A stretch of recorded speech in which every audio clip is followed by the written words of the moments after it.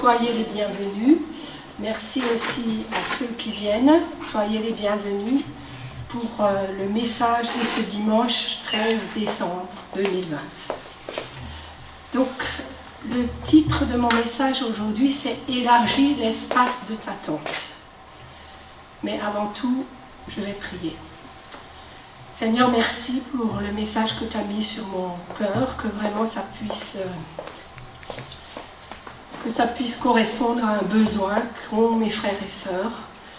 Merci parce que tu ouvres nos cœurs à ton esprit qui nous révèle des nouvelles choses et que ta gloire soit vraiment manifestée, Seigneur, à travers ce message sur cette terre, parce que tu veux faire venir les choses du ciel sur la terre. Je te bénis, Seigneur, parce que ton Esprit Saint n'est pas limité, il n'est pas confiné non plus. Et ta parole, elle court sur toute la surface de la terre. Seigneur, et elle ne revient pas à toi sans avoir fait son effet. Merci, Seigneur, parce que ta parole est vivante et efficace, qu'elle puisse continuer à faire vraiment ton œuvre dans nos cœurs, pour transformer et pour changer nos vies. Au nom de Jésus. Merci, Jésus, parce que je veux aussi prendre en ton nom autorité ce matin sur tout esprit de distraction et j'ordonne à nos pensées d'être captives et obéissantes à Christ parce que ton esprit a besoin d'agir en nous et vraiment que nos pensées soient tournées vers toi. Au nom de Jésus, Amen. Amen. Donc les deux premiers versets que je vais vous lire, c'est Ésaïe 54, versets 2 et 3.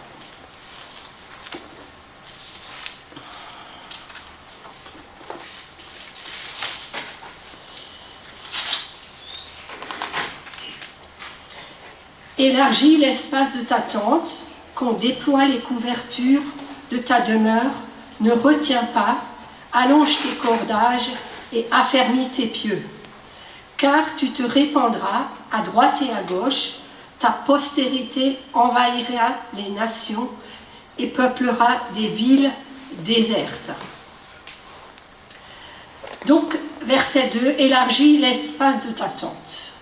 Autrefois, vous savez bien qu'on vivait sous tente. Abraham vivait sous tente. Aujourd'hui, la tente, ça représente pour nous le camping qu'on fait pendant les vacances. Et concrètement, qu'est-ce que ça veut dire élargir l'espace de ta tente? Ça veut dire élargir l'espace de ta vie, élargir l'espace de ton cœur. On voit aussi que élargir ici, c'est un ordre. Élargir, ça veut dire aussi s'agrandir. Donc, agrandir notre cœur spirituel. Proverbe 4, verset 23 nous dit « Garde ton cœur plus que toute autre chose, car de lui viennent les sources de la vie. » Élargis aussi ta capacité spirituelle. Vous savez qu'on est tous esprit, âme et corps, et que la parole de Dieu, elle nous demande d'élargir l'homme nouveau qui est en chacun de nous et qui a été régénéré par le Saint-Esprit. Donc, ça veut dire faire plus de place au Saint-Esprit dans ta vie et dans ton cœur. Laissons donc prendre le Saint-Esprit toute la place. Ça veut aussi dire qu'on doit s'examiner soi-même, qu'on doit marcher aussi dans la repentance et dans la sanctification. Oui, Dieu veut élargir l'espace de ta tente, l'espace de ton cœur. Donc, pour élargir cet espace, on doit être conscient que nous avons un ennemi qui se plaît à nous limiter. Il veut nous mettre des murs. Et il essaie de nous faire croire des mensonges. Vous savez que le diable est le père du mensonge et qui vient pour dérober, égorger et détruire. Mais Jésus est venu, je suis venu afin que les brebis aient la vie et qu'elles soient dans l'abondance. Donc dans le domaine spirituel, l'ennemi veut nous limiter. Et comment est-ce qu'il s'y prend? Par nos pensées. Ce matin, on avait déjà dans 2 chants le mot penser, qu'on devait vraiment focaliser nos pensées sur le Seigneur. L'ennemi nous enferme dans un schéma de pensée limité. Il nous fait croire à chacun de nous qu'on ne peut pas mettre en valeur les talents que Dieu nous a donnés. Et Dieu, vous savez, en chacun de nous, il a mis un potentiel. Est-ce que ce potentiel, vous voulez l'exprimer ou est-ce que vous voulez l'enfermer dans des murs, des schémas de pensée? Et moi, je crois que ce potentiel, on doit le développer avec l'aide du Saint-Esprit.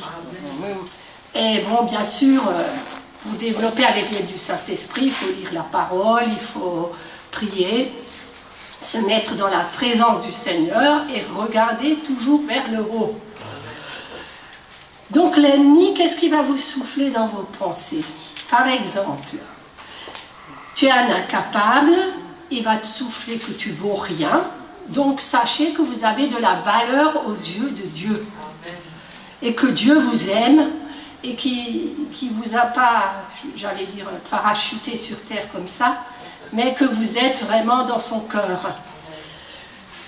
Il va te dire, l'ennemi, que tu arrives à rien, que tu ne vas pas y arriver dans une certaine situation.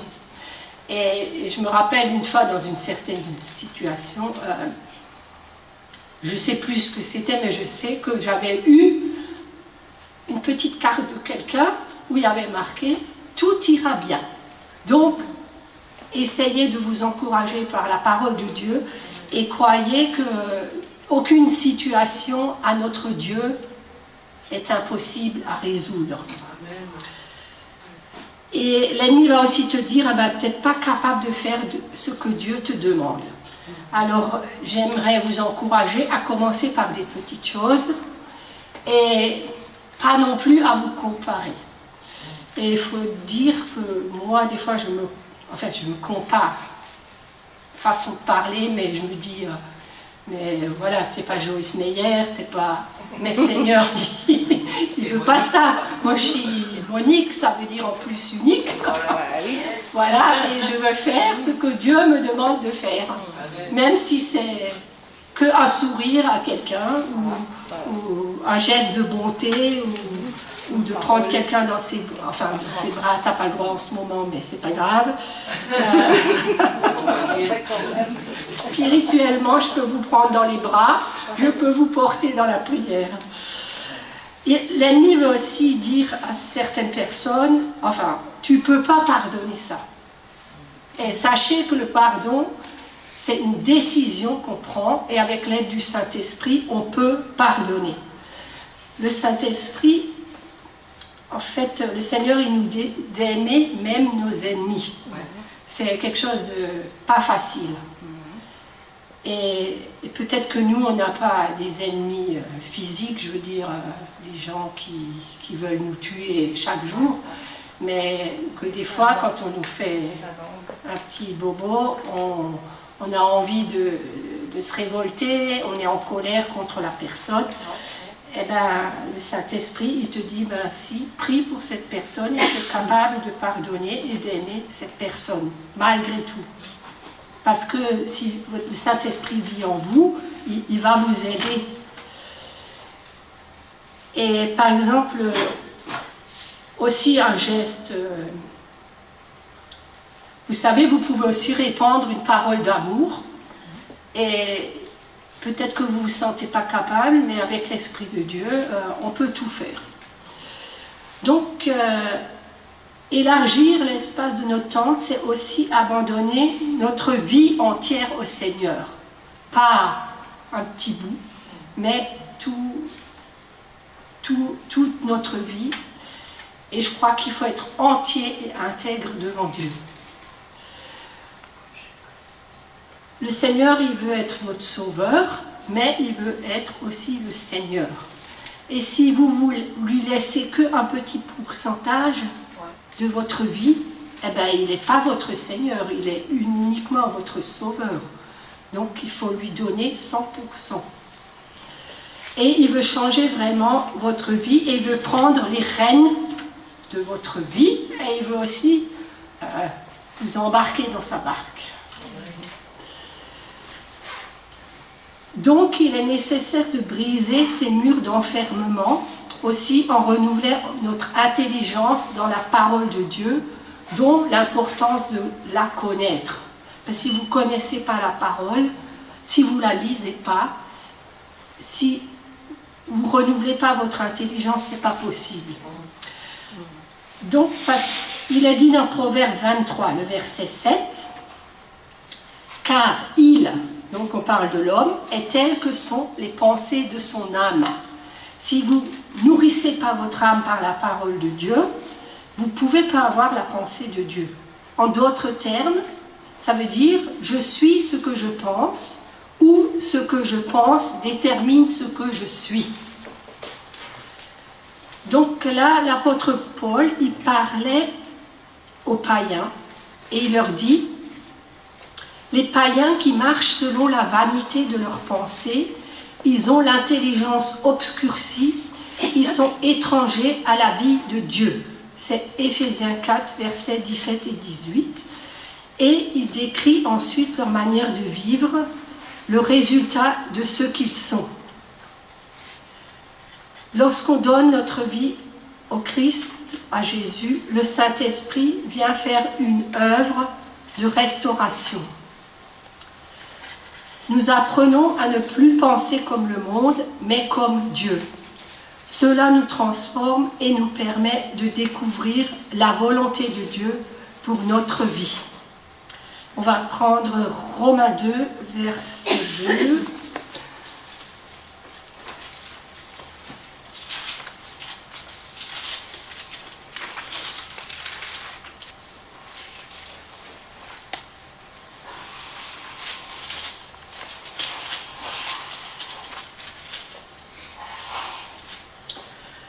Alors, ne vous conformez pas au siècle présent, mais soyez transformés par le renouvellement de l'intelligence, afin que vous discerniez quelle est la volonté de Dieu, ce qui est bon, agréable et parfait.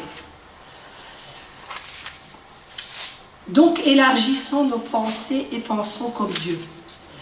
Cette nouvelle manière de penser a une incidence décisive sur ce que nous sommes et sur notre comportement. Quand on vient à Christ et que le Seigneur nous touche, on change vraiment de mentalité.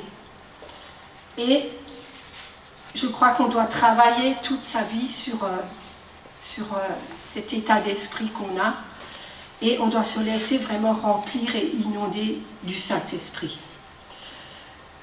Et ça me fait rigoler ce truc-là, parce que j'avais une tasse avec des poules qui picoraient entre les jambes comme ça.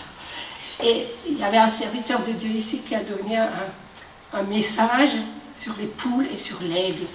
Et chaque fois que je lis ça, ça me rappelle ce message. Et chaque fois que je voyais cette tasse, ça me rappelait ce message.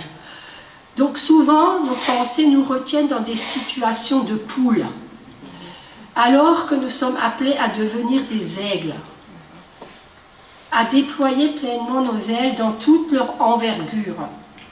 Plus nos ailes sont déployées, plus il est facile de tenir dans les hautes altitudes, soit la marche ou le vol dans le Saint-Esprit.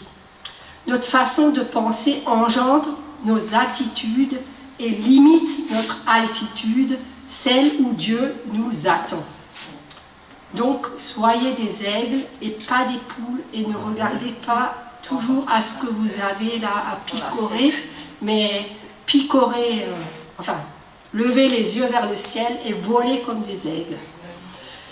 Car mes pensées ne sont pas vos pensées et vos voix ne sont pas mes voix, dit l'Éternel. Autant les cieux sont élevés au-dessus de la terre, autant mes voix sont élevées au-dessus de vos voix et mes pensées au-dessus de vos pensées. Ésaïe 55, versets 8 et 9. Vous savez, quand j'ai préparé ce message, j'ai prié et le Seigneur il m'a dit « Mes pensées ne sont pas tes pensées, mais mes pensées peuvent devenir tes pensées. » Amen. par la puissance du Saint-Esprit qui agit en toi. Je veux élargir la manière dont tu vois et te donner ma vision dans chaque situation de ta vie. Bon, c'est peut-être une parole personnelle, mais j'aimerais que vous preniez ce que le Seigneur m'a dit pour vos vies à vous. Et que vous cherchiez vraiment les pensées du Seigneur pour votre vie et vos situations dans lesquelles vous vous trouvez. Donc, élargir l'espace de ta tente, de ton cœur, ça veut aussi dire qu'on ne doit pas limiter Dieu et le travail de l'Esprit qu'il veut faire en toi. Et aussi ne pas regarder à tes propres capacités, mais au Saint-Esprit qui veut être fort en toi et qui veut t'utiliser. Bon, vous connaissez, je vais vous dire 2 fois ce verset, mais c'est pas grave, hein, car c'est pas un esprit de timidité que Dieu nous a donné, mais un esprit de force, d'amour et de sagesse. 2 Timothée 1, verset 7. Donc chacun de nous, vous avez reçu un appel particulier. Moi, je n'ai pas à faire ce que Marie-Jo elle doit faire, ni ce que Patricia a à faire. J'ai eu un appel particulier. Et il appartient à chacun de nous de libérer le potentiel qu'il a mis en nous. Donc, il nous a équipés de dons et de ses capacités dont il veut se servir pour la gloire de son nom. Et j'avais une image très forte devant mes yeux, parce que comme moi je représente le potentiel, je vois comme un gland qui est planté dans la bonne terre, et ce gland il éclate sous terre. Ensuite ce gland, qu'est-ce qu'il fait? Il donne un chêne, et qui à son tour, il produit une multitude de glands qui sont devenus, enfin qui peuvent devenir une immense forêt. Donc, c'est un peu comme le potentiel qui est en chacun de nous. Ben, si on exprime par le Saint-Esprit le potentiel que Dieu a mis en nous, on va se répandre et la parole de Dieu va être répandue, l'amour de Dieu va être répandu. Et cette image du gland, ça me rappelle aussi que Dieu est le Dieu de la multiplication. Et qui peut faire au-delà de tout ce que nous demandons ou pensons par sa puissance qui agit en nous.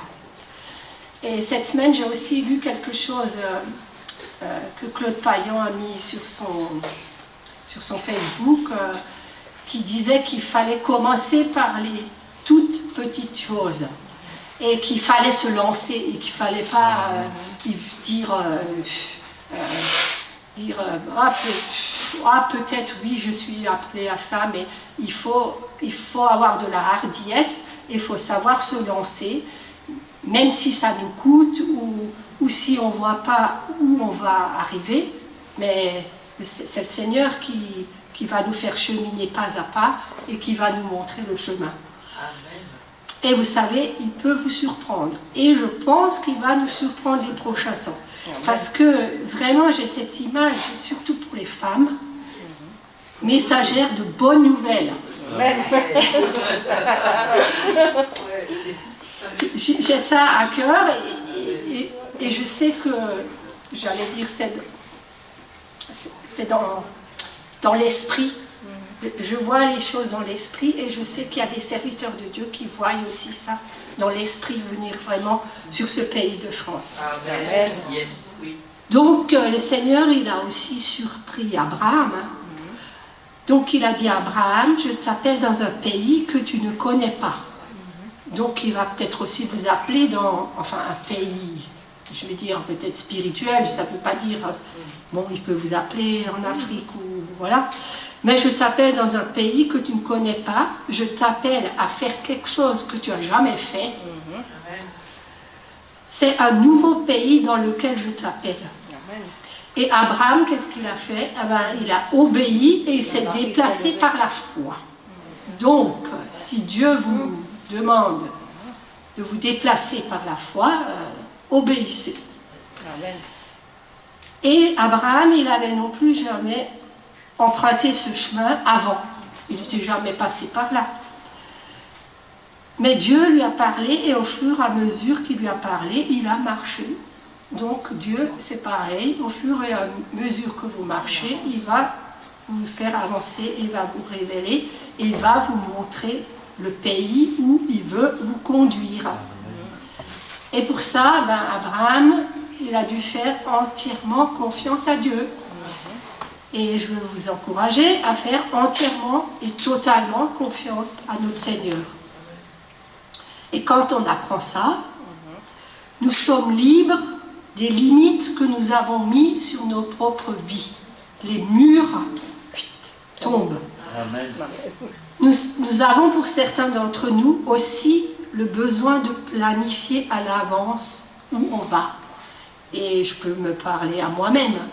Même vous, je ne sais pas quand vous étiez jeune, moi je ne sais pas, je vous donne mon exemple. Moi je me suis dit, bon, j'aimerais me marier à 23 ans, j'aimerais faire ci, j'aimerais faire ça.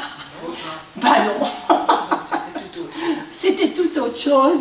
Mais entre-temps j'ai rencontré le Seigneur et son plan, c'était le meilleur pour moi.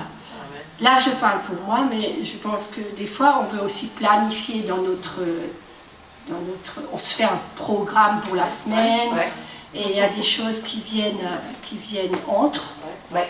Et des fois, il faut être disponible et obéissant à l'Esprit Saint qui vous dit, laisse tout tomber, laisse tomber ton ménage, appelle cette sœur qui est dans la détresse, ou va apporter un repas chaud, ou va consoler quelqu'un, voilà, n'importe, le Seigneur, il peut vous donner des toutes petites choses, quoi.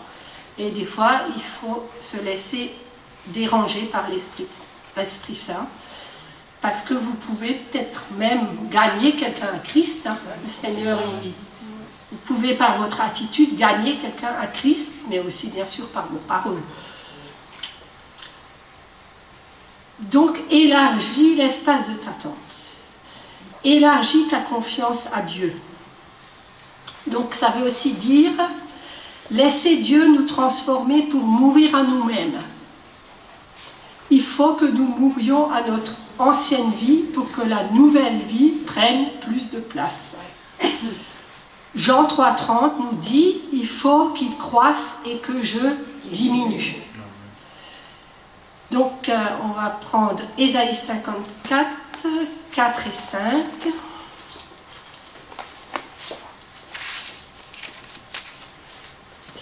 Donc c'est la suite. Ne crains pas, car tu ne seras point confondu. Ne rougis pas, car tu ne seras pas déshonoré. Mais tu oublieras la honte de ta jeunesse, et tu ne te souviendras plus de l'opprobre de ton veuvage. Car ton Créateur est ton époux, l'Éternel des armées est son nom, et ton Rédempteur est le Saint d'Israël. Il se nomme Dieu de toute la terre. Donc il y a une promesse au verset 4 qui dit « Tu ne seras plus dans la honte ni dans la confusion ». Le Seigneur est devenu ton Rédempteur, ton époux. Donc il t'a racheté de tout. En mourant sur la croix, le Seigneur t'a racheté du tout. De tout ce qui était cassé en toi, de tout ce qui était troublé, aussi de toutes tes maladies. Il a fait une fois pour toutes, il a tout accompli. Et si tu laisses vraiment Dieu envahir, si tu laisses Dieu t'envahir, forcément le vieil homme et son péché, ses souffrances, les blessures, la honte, la peur, la haine, l'amertume, le non-pardon, etc., etc. Le Seigneur, il va enlever tout ça et il va te libérer et tu vas être réellement libre. Donc, élargir l'espace de ta tente, c'est aussi se laisser transformer. Et qu'est-ce qui va se passer? Donc, on va voir ce qui va se passer au verset 3, d'Ésaïe 54. « Car tu te répandras à droite et à gauche, ta postérité envahira des nations et peuplera des villes désertes. » Et ta coupe, elle va aussi déborder, comme dans le psaume 23. Et en fait, tu te répandras à droite et à gauche. J'ai médité un peu sur ce verset, mais je voyais comme la parole de Dieu qui s'étalait à droite, à gauche, devant, derrière, et que le Seigneur, il veut toucher les personnes par votre témoignage. Et qu'est-ce qu'elle va faire?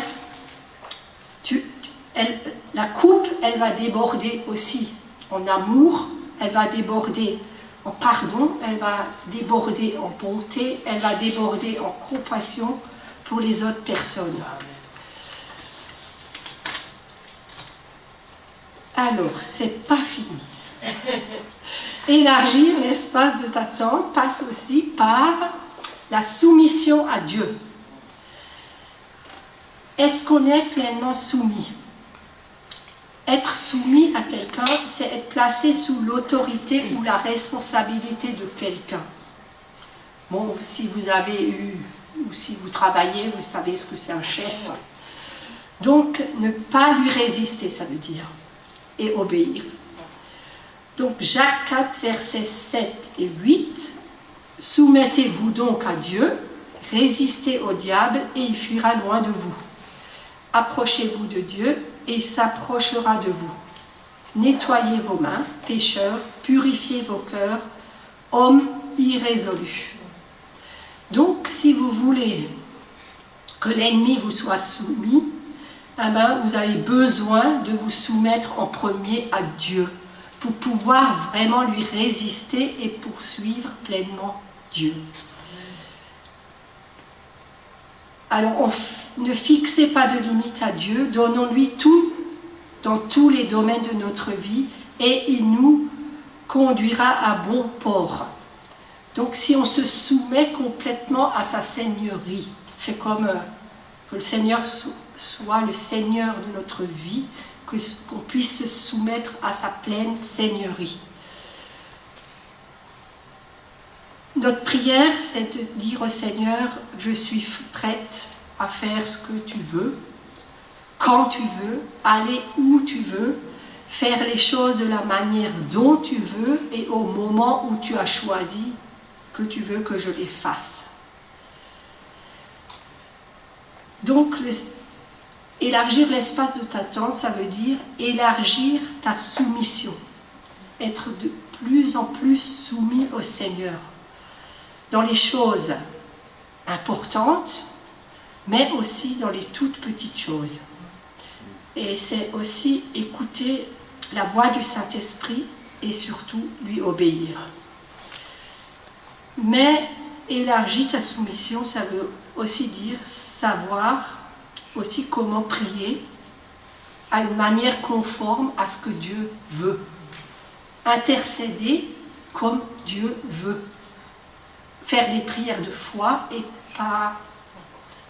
C'est vrai, le ciel est ouvert, mais pas faire des prières religieuses, des vaines redites, mais prier avec notre cœur, avec la puissance du Saint-Esprit. Voilà. Donc, ensuite, un deuxième point encore, élargir l'espace de sa tente, ça passe aussi par la compassion. Donc, la compassion, c'est quoi? Avoir le cœur de Dieu. Voilà, Dieu a eu compassion de vous, ayons compassion des autres. L'apôtre Paul, il parle de cela dans 2 Corinthiens 6, le verset 11 à 13. Donc là, il parle aux Corinthiens, il leur dit, « Vous n'êtes point à l'étroit au-dedans de nous, mais vos entrailles se sont rétrécies. Rendez-nous l'appareil, je vous parle comme à mes enfants, élargissez-vous aussi. » Donc les Corinthiens, ils n'avaient pas, si je comprends bien, pas trop de compassion. Mais l'apôtre Paul et ses disciples, enfin les gens qui étaient avec lui, il leur a enseigné de s'élargir, d'élargir leur compassion. Avoir un cœur large pour les autres. Parce que les Corinthiens, ils étaient étroits à l'intérieur. Et ne soyez pas étroits à l'intérieur, mais faites sauter les barrières et élargissez-vous dans la compassion pour ceux qui se perdent aussi autour de nous et pour tous ceux qui vous entourent. Donc laissez Dieu vous donner son cœur pour des situations, pour notre pays aussi. Bon, ça ne va pas très bien, vous le savez tous, je n'ai pas besoin de vous faire un dessin. Ayons de la compassion pour notre pays et repentons-nous, humilions-nous devant la forte main de Dieu, humilions-nous parce que notre planète, notre terre de France a vraiment besoin de ce sauveur. Parce qu'il y a des gens qui doivent rentrer dans la récolte, le Seigneur veut les récolter. Que le Seigneur nous donne sa compassion pour les gens aussi qui sont malades autour de nous, qui vivent dans la crainte et dans la peur. Donc compatir, ça veut aussi dire souffrir avec celui qui souffre. Recevoir le cœur de Dieu pour une situation. Et n'oubliez pas que vous pouvez être la solution pour quelqu'un. Chaque jour de votre vie, vous pouvez être la solution pour quelqu'un. Colossiens 3, verset 12. Ainsi donc, comme des élus de Dieu, saints et bien-aimés, revêtez-vous d'entrailles de miséricorde. Une autre version dit, ou d'ardente compassion, de bonté, d'humilité, de douceur, de patience. C'est vrai, les entrailles, c'est un vieux mot, enfin, voilà. Mais qu'est-ce que ça représente, les entrailles? Ça représente le plus profond de notre cœur. Les tripes, oui, si on veut. Et cela, ça nous parle de recevoir vraiment la bonté de Dieu dans nos entrailles, d'être touchés par les besoins, les préoccupations des autres. Et je crois que chacun de nous, on a besoin que Dieu élargisse au plus profond de notre cœur pour qu'on puisse vraiment recevoir sa pleine compassion et manifester la bonté, la douceur, la patience autour de nous. Et donc, un dernier point, élargir l'espace de ta tente passe aussi par l'autorité.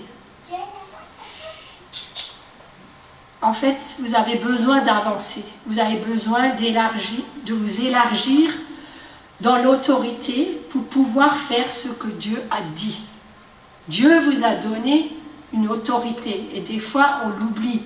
Ce n'est pas une autorité contre la chair et le sang, vous le savez bien, mais c'est pour prendre autorité sur l'ennemi, pour chasser des démons en son nom et aussi pour avoir des prières efficaces. 2 Samuel 22, verset 36. Tu me donnes le bouclier de ton salut et je deviens grand par ta bonté. Le Seigneur nous a donné le bouclier de ton salut et tu deviens grand par sa bonté. Tu élargis le chemin sous mes pas et mes pieds ne chancellent point. Tu élargis le chemin sous mes pas et mes pieds ne chancellent point. Je l'ai écrit 2 fois, donc ça ne doit pas être pour rien. Je poursuis mes ennemis, je les détruis, je ne reviens pas avant de les avoir anéantis. Je les anéantis, je les brise et ils ne se relèvent plus, ils tombent sous mes pieds. Amen. Donc si vous voulez la référence, je la rappelle, 2 Samuel 22, verset 36. Donc, bien sûr, c'est des ennemis spirituels. Hein. Donc, si je laisse le Seigneur élargir mon cœur, l'espace de ma tente, je vais grandir dans l'autorité, le discernement aussi, et le combat spirituel, et je vais remporter des victoires sur l'ennemi. Sur les puissances des ténèbres dans ma propre vie, mais aussi dans la vie des autres, ainsi que dans l'intercession. Donc, on ne doit pas limiter la puissance de Dieu à travers nos paroles. Faites attention à vos paroles. Faites d'abord attention à vos pensées, mais après faites attention à vos paroles. Et regardez pas à vous-même, mais à l'esprit qui est en vous, parce qu'il est fort. Et vous dites, oui Monique, je ne suis peut-être pas à ton niveau, mais commencez à prier pour des choses, pour que vous voyez des miracles dans votre propre vie. Et je vous assure que ça marche. Amen. Et laissez-vous encourager, même par des petites choses. Comme on a dit tout à l'heure, le Seigneur n'éteint pas le petit lumignon qui fume dans nos familles, là. J'en vois qui fument pour les fêtes de Noël. Ils vont grandir. Amen. Et donc, commencez à prier pour vos bien-aimés. Commencez aussi à avoir des guérisons physiques. Ils imposeront les mains aux malades et les malades seront guéris. C'est marqué dans la parole de Dieu. Donc, mettez-le en pratique. Et ça marche. Et petit à petit, vous verrez des signes et des prodiges. Et ça va augmenter votre foi. Donc, je veux vous encourager à vous y lancer. Bon, moi, il faut que je continue. Et donc, vous pouvez vous appuyer sur ces versets de 2 Timothée 1, verset 7. Ce n'est pas un esprit de timidité que Dieu nous a donné, mais un esprit de force, d'amour et de sagesse. Amen. Et cela, ça va nous donner de l'audace. Et je vous souhaite vraiment pour ces fêtes de Noël que vous ayez tous de l'audace pour accomplir des miracles. Et donc, je voudrais juste un peu récapituler. Donc, élargir l'espace de ta tente, c'est être soumis à Dieu, avoir plus de compassion et avoir plus d'autorité sur l'ennemi. D'aller plus loin, en fait, avec Dieu. Et Dieu, vous savez, il veut toujours plus pour chacun de vous. On ne doit pas se contenter de ce qu'on a vu hier. Il y a plus pour aujourd'hui et il y a plus pour demain. Amen. Et j'aimerais finir par ce verset, Éphésiens 3, verset 16, afin qu'il vous donne, selon la richesse de sa gloire, d'être puissamment fortifié par son esprit dans l'homme intérieur. Et je vais finir par la prière. Amen. Seigneur, merci de nous fortifier, de nous transformer, d'élargir l'espace de notre cœur, de notre tente. Aide-nous, transforme-nous dans notre être intérieur.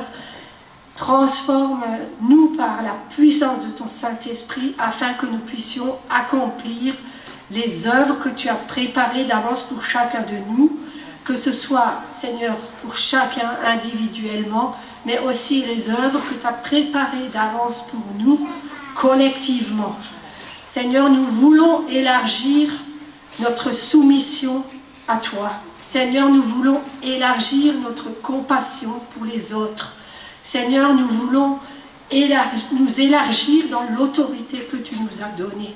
Et nous croyons vraiment, Seigneur, que tu es avec nous tous les jours jusqu'à la fin du monde et que tu es assis à la droite du Père où tu intercèdes, mais aussi où tu entends nos prières, Seigneur, et c'est notre cri vers toi aujourd'hui. Élargis l'espace de notre tente. Au nom de Jésus, Amen. Amen. Amen.